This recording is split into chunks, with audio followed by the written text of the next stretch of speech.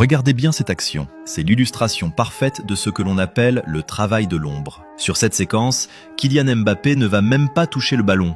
Et pourtant, c'est lui qui offre le but. Tout commence à l'instant où Ousmane Dembélé hérite du ballon, excentré sur l'aile droite. Il est immédiatement cadré en 1 contre 1. Pendant ce temps, observez bien le positionnement de Mbappé. Il est dans l'axe. À ce moment précis, le bloc défensif adverse est parfaitement aligné.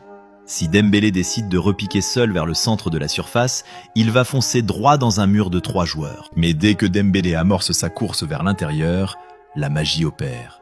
Au lieu de s'approcher pour demander le ballon dans les pieds, Mbappé déclenche une course agressive.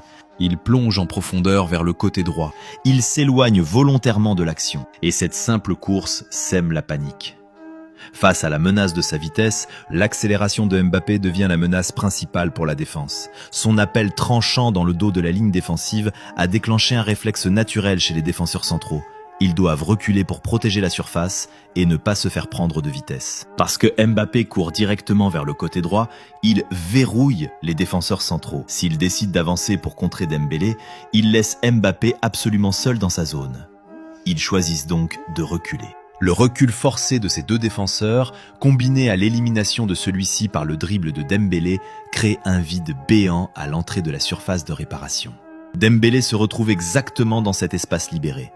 Dembélé dispose de plusieurs mètres sans aucune opposition, lui offrant le temps d'armer sa frappe dans des conditions optimales.